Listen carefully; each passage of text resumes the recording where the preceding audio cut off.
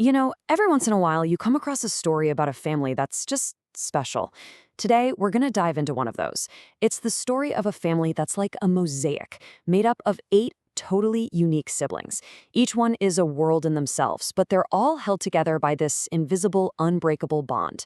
So let's start at the very beginning, with the idea that shaped everything. So, what's the secret sauce here? Well, it all goes back to a really simple but powerful lesson from their dad. He used to take a single matchstick and show them how easily it snapped. But then he'd grab a whole box of them and, well, you couldn't break them. This wasn't just some cute saying. It became the core principle for their entire lives. Together, they were strong. All right, so let's get to know them. Who are these individual tiles that make up this incredible mosaic? It's time to meet all 8 siblings, and we're going to start with the oldest. Okay, first up, we've got Shimon. He's the eldest brother, a real man of the world who has seen and done things far beyond the family home. But here's what's so fascinating about Shimon. He's a man of contrasts. He's experienced luxury, but what he really loves are simple things, good vibes, and a plate of couscous.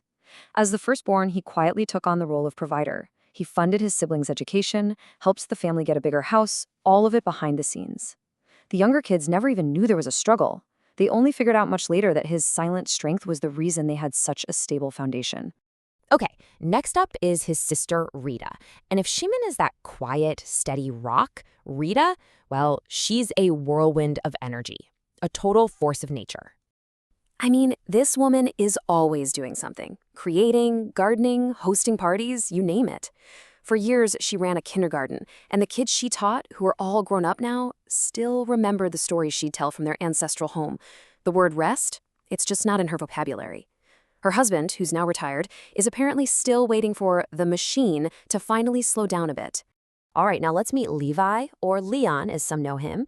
This guy is the social connector of the family, the one who can talk to literally anyone. What's amazing about Levi is how he just gets along with everybody.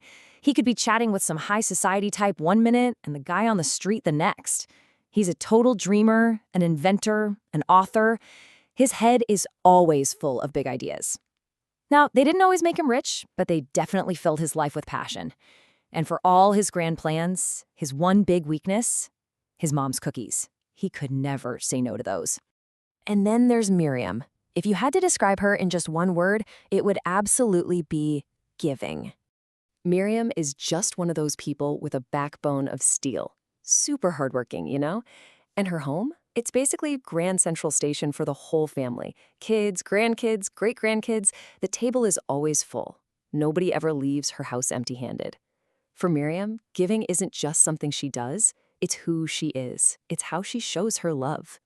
Okay, next up is another brother, Yehuda, and he plays a really interesting role. He's the family's deep thinker, the philosopher, but maybe more importantly, he's their peacemaker. Yehuda's the one always wrestling with the big questions, Life, love, the universe, all of it. But his most critical job, he's the glue, the connecting thread between everyone. Whenever there's a disagreement, he's the one who steps in, explains different sides, and smooths things over. In a way, he's the living version of his father's lesson, the one who keeps bundling those matchsticks together so the family bond stays strong. All right, so if Yehuda is the man of thought, let's meet Issachar. He is, without a doubt, the man of action, but with a total heart of gold. Issachar's the kind of guy who doesn't just talk, he does. He's got this really sensitive side, but his approach to everything is smart and calculated. That's what drives him to help people. He's the one who will physically show up when you need him, even if it costs him. And you can see his pride in everything he does. From his beautiful home and garden to the way he, just like his sister Miriam, makes sure no one ever leaves his place without a little something. Now, we meet a sister whose story is, well, it's really touching. This is Esther, a truly gentle soul with this incredible quiet strength. So Esther, she went off and lived her dream in America. But no matter what, she always knew in her heart that Israel was her real home.